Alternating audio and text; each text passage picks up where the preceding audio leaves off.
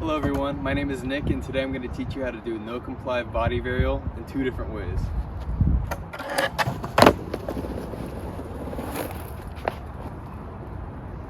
So the 2 no complies we're going to be learning are when you slide the board, longboard style, and then I'm going to be teaching you the skateboarding one where you pop it as no comply. Pop the board into the money, I should say. But the prerequisites, the sliding one is just a sliding no comply, and the prerequisite for the popping one is a normal no comply. Pretty simple, right? The only thing we're adding today is the body varial. So you should have both no complies on lock before trying to attempt this. Gotta have it down. How you would do the sliding no comply. So you kind of want to be shoulder width apart. I typically have my feet somewhere in this region, kind of between the trucks, not completely on, but in between to give myself leverage over the trucks. So I'm regular. So you want to carve toe side. So I'd be carving to the right, and then you carve to the left, heel side. And as you're making that turn, you want to plant your left foot and then guide it around. Guide it around, and then the planting foot hops back on the board. Takes a little bit of pressure. It really helps to hit the heel side carve on that, because it generates a lot of pressure on the board. And like with any 180 or anything, you have to move your upper body with it. If you're just, trying to swing it around like this, it's not going to happen because your upper body is not guiding it. So for the skateboarding no comply, my foot position is a little bit different. So my front foot is kind of in the middle. My back foot is right on the truck, or the tail, I mean. And what you're going to do is scoop it and let the board do a 180. And so a good way to visualize this is tortilla chips, of course. Good old Juanitas. If you're not eating Juanitas, what are you doing, right? So you want to take your Juanita, Cinco de Mayo, dip it in the salsa verde. Eat that. Basically, you're doing the exact same thing, only with your longboard.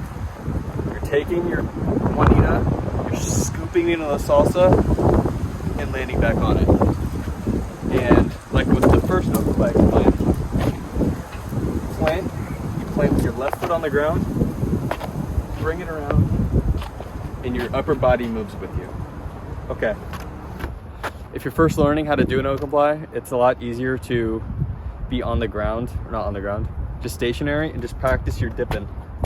Because when you get to competitive chip eating, you want to practice eating before you just go into the competition, right? So you want to, before you're actually rolling, really just work on scooping it like that. And then when you're actually rolling, then your body just kind of follows. So now that we've established those, and there's other videos on both of them, so you should definitely watch those to get a better understanding if I didn't explain it clearly. So now we're into the body varial. So for the first sliding no comply, you do your normal no comply, right? Carve toe side and carve heel side, and when your feet are still in the same spot, you plant with your front foot, so your front foot goes on the ground, and you kick this board around, or kick the board into 180. But as you're doing that, as you're sliding, your foot kind of goes to the back. You don't really lift it, you kind of let it glide, and you let your body kind of flow with it. Basically, your front foot, or your back foot, I mean, you're basically, it's the back foot when you start, and it's your back foot when you end. So you do the 180, And as it spins around, your foot literally slides down the board, still facing your normal direction. So, you know, from regular, I'm starting regular and ending regular. If you're goofy, you're starting goofy and ending goofy. And this kicking foot is crucial, meaning it's what gets the board around, as well as it's the what you're landing with, meaning you're not landing this trick with both feet. You're landing it with the kicking foot, and then as the board's going this way, then you bring the planting foot around and land on it. For the skateboarding no comply, the one where you pop it around, it's kind of the same concept. You know, foot's different, the foot placement's a little bit different. One foot kind of in the middle-ish, the other foot on the tail. Scoop it in the verde, or the salsa verde I should say, whip it around. And as you kind of make that pop, and as it's bringing you around, you let your body go with it, meaning you scoop and you guide the board around. Because that foot, the foot that you kick with, it doesn't leave the board really. I'm sure there's a little bit of space in between, at least a little bit. For the most part, the objective is to get the pop around and then land on the back truck. And it looks a little, or I guess it looks a lot more complicated than it is. And it is a difficult trick to learn because it's a leap of faith. But you really just gotta trust and really mentally internalize getting the back foot from this back truck to this back truck. And really just set it with that. I'd say like this trick is a leap of faith because you're landing backside. Whereas if this was another trick where you're facing forward or something, it's a little bit easier because you see where the board is going. Whereas with this, it's a little bit hard because you're landing backwards. But it really comes down to